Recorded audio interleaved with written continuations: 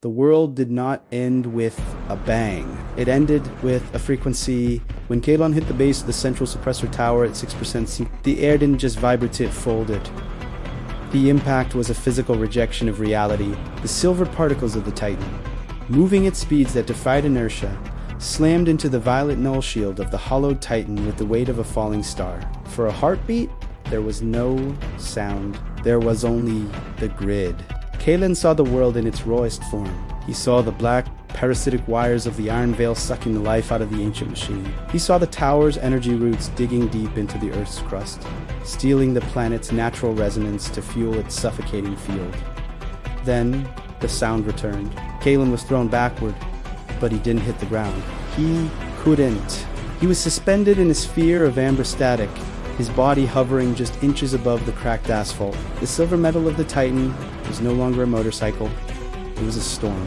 It swirled around him in a frantic, protective cyclone, its plates clicking and sliding in a desperate attempt to maintain form against the tower's violet radiation. Sync rate, fallen, dust's voice was a jagged, distorted whisper. 52%. 48%, the hollowed. It is feeding on our resonance. It is a hunger that cannot be filled. Kalane gasped, his lungs feeling like they were filled with hot ash.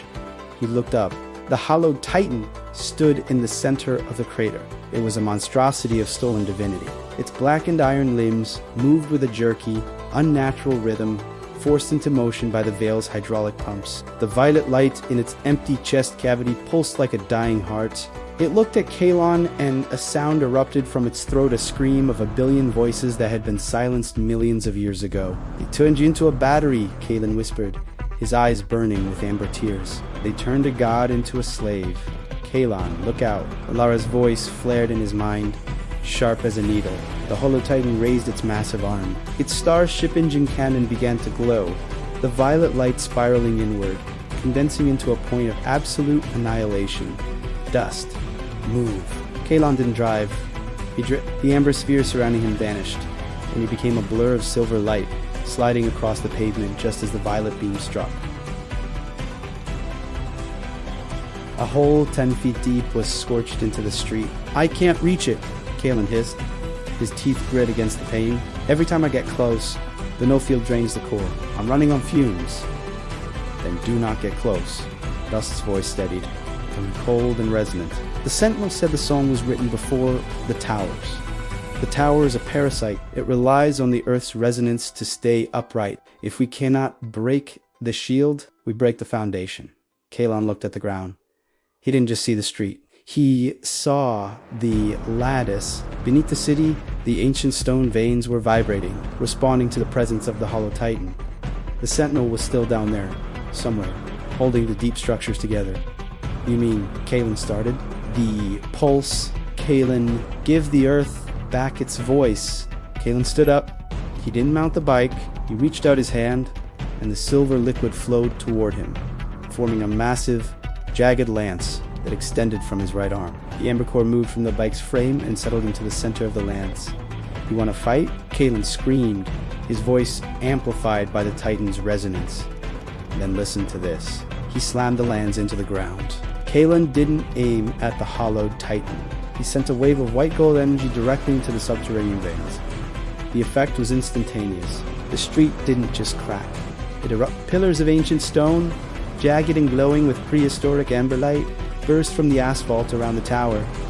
They weren't falling, they were rising, driven by the Sentinel's power from below. The suppressor tower groaned. Its black energy spikes began to flicker as the ground beneath it shifted by 30 feet.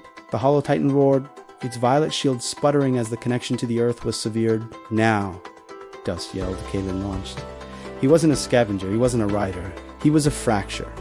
He moved with the speed of an echo. The silver metal formed a streamlined point around him. He didn't hit the Hollow Titan's chest. He hit the black cables to parasitic wires that bound it to the Veil.